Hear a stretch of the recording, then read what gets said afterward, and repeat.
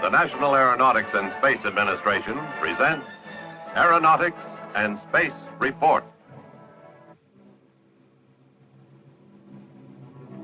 Since 1917, NASA's Langley Research Center, Hampton, Virginia, has been serving this country's needs both in aeronautics and astronautics.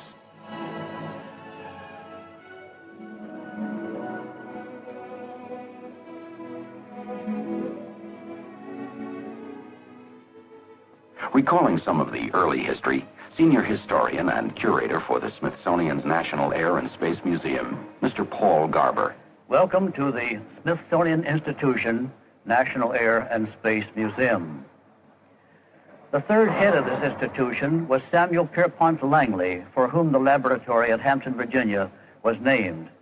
And his successor, Charles Doolittle Walcott, as early as 1912 realized that we should have here in America a laboratory where scientific investigations could be made of the basic facts of aeronautics so that our aircraft could be developed further. This is probably the most famous award in the history of flight. It was donated in 1912 by Robert J. Collier, who was then head of the Aero Club of America. It is awarded annually for the greatest accomplishment in aeronautics or astronautics, the value of which has been proven by a previous year of practical use. 8 times those awards have been either directly to NACA or NASA, that is the National Advisory Committee for Aeronautics, or the National Aeronautics and Space Administration, either directly or in connection with some development with which they were associated. The award for 1929 was the first one to NACA, and that was for the engine cowling on the front of an airplane or on the engines of an airplane. This cowling was a cylindrical sleeve that fit over the cylinders of the engine. Now, on the Spirit of St. Louis, those cylinders protrude, and by protruding cause so much friction of the air that they are a serious drag to the speed of the aircraft.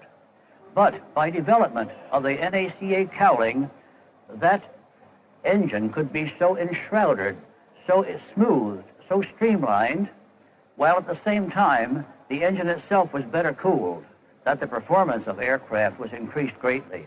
In fact, the application of that cowling to such aircraft as the Lockheed Air Express and to the Winnie Mae increased the speed appreciably. It was during the years following World War I that Captain Charles A. Lindbergh made the first solo flight across the Atlantic, drawing worldwide attention to the potential of the airplane. Dr. Robert H. Goddard successfully developed and fired liquid-fueled rocket motors, events which would influence later history. These were the post-war years. At Langley, wind tunnels were being constructed, wind tunnels able to test models in free flight, making accurate measurements and corrections before a plane was built, pointing the way to improved airplane design concepts. To help determine the spin characteristics of aircraft, a spin tunnel was so designed that models could be spun simulating full-scale free flight. This same facility was used also to test out models of all of the manned spacecraft, Mercury, Gemini, and Apollo. During the second decade at Langley, 1927 to 1937, the dirigible, plagued by a series of tragic accidents, and the biplanes faded from the scene.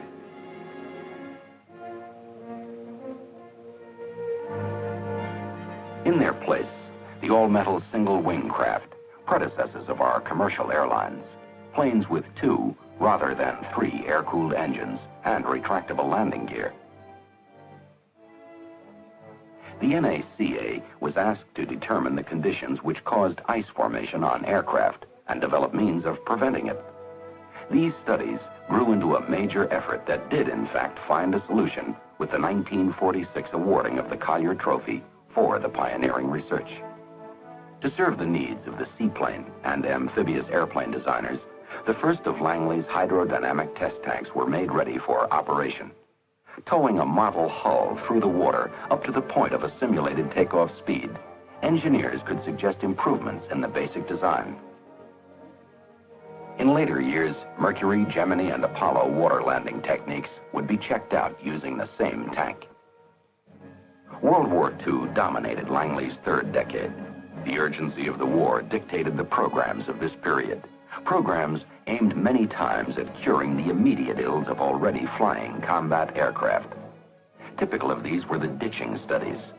Here, a highly instrumented B-24 was crash-landed in the James River. Research aimed at giving over-the-water combat crews a better chance of survival should they be forced down. Other work during the wartime period included studies of airplane stalling characteristics, aircraft loads in maneuvering flight, and problems associated with diving and braking.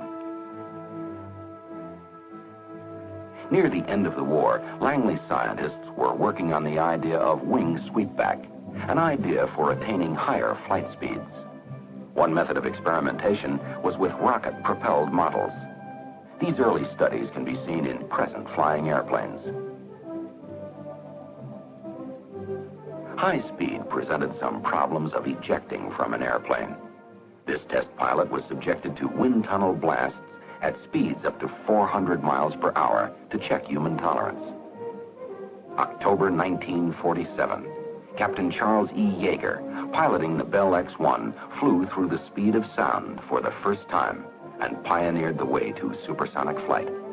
Speeds made possible by the long research effort that had begun early in the war at Langley. The next decade, 1948 to 1957, research continued on the X series of aircraft. These included the X-3, X-5, and the most significant airplane design, the X-15 hypersonic research aircraft, shown here being proved out in a Langley wind tunnel. Today, the X-15 travels at speeds in excess of 4,000 miles per hour and is returning information about high-speed, high-altitude flight as it maneuvers close to the fringes of space. Research and flight tests of helicopters continued to take place to help determine future designs. A landing loads track began operation during this period. With it, aircraft landing gear could be subjected to the same type of load stress encountered during landing.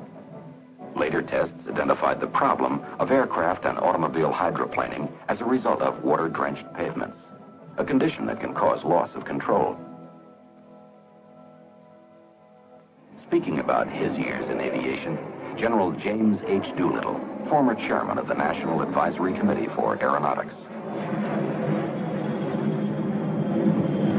This is my 50th year in aviation. I started in 1917. In those days, the airplane was very simple. There was a stick and wire contraption covered with cloth, and if somebody had drawn a picture of a modern-day airplane, we would have thought him slightly mad. Perhaps the best way to explain what's happened in aviation is to say that in those days, there was a fixed landing gear, simple engine, simple airframe. Since then came flaps, slots, retractable landing gears, jet engines, air conditioning, pressurization, and all of the multiple manifold communicational and navigational equipment, all the military equipment that's gone in, and the airplane from a very simple thing has become very complex. The most modern airplanes today cost something over $5 million, or 1,000 times more than they cost in 1917. This gives some indication of the increased complexity of aviation, and of course the improved performance and utility of aircraft today. But part of that, of course, is due to a reduction in the purchasing power of the dollar, but most of it is due to the things that have been put in the aircraft. Now, if we look at this airplane over here, we see a subsonic airplane flying at around 600 miles an hour, crossing the continent in about 5 hours. I see in the future the supersonic airplane that will cross the continent in something over an hour. And prior to that, there's a very large airplane, the Boeing 747, the Lockheed C-5A, which will greatly reduce the cost of air travel and tremendously increase the amount of air travel. It will have a profound effect on air cargo and the amount of air cargo that's carried. There will also be the VTOL and STOL aircraft that will make it more convenient to fly and will save time over short distances. All of these things are coming.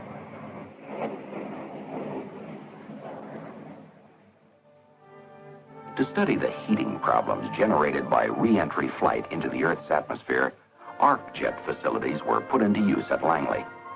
With the orbiting of the Russian Sputnik, getting men into space and returning them safely through the searing heat of re-entry became a high priority problem. Now, in the decade of the 60s, the Langley Research Center is charged with a dual responsibility: continue aeronautical research and contribute to the science of spaceflight. A space task group originally formed at Langley went on to become the Manned Spacecraft Center. By the end of the Mercury program, there was no doubt that man could live and work in space. At the White House, President Kennedy awarded the Collier Trophy to the first 7 astronauts. And I'm particularly glad that the decision has been made to award the trophy this year to them. I think it honors an extraordinary page in American history as well as in the history of flight. And I hope that this award, which in a sense closes out this particular phase of the space program, will be a stimulus to them and to other astronauts who will carry our flag to the moon and perhaps even someday beyond. So it's a great pleasure I present to them this celebrated award.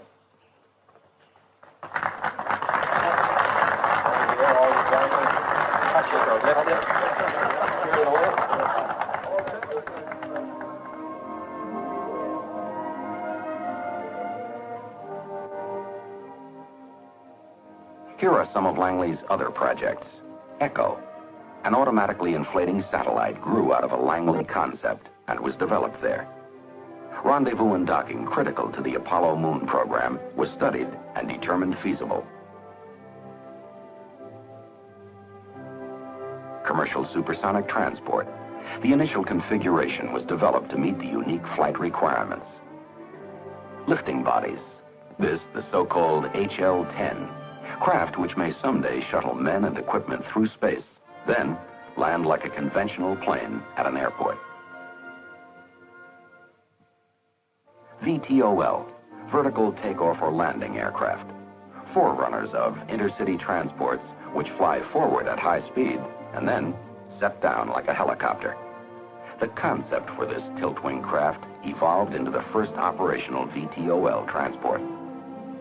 Lunar Orbiter, a series of moon mapping craft surveying safe landing sites for American astronauts, conceived and managed by Langley scientists.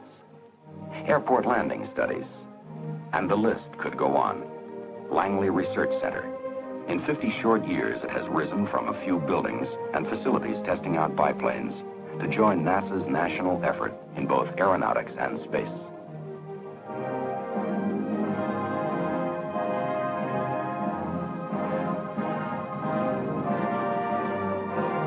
But it's really 50 years of people. People make the machines and design the test facilities and plan the missions.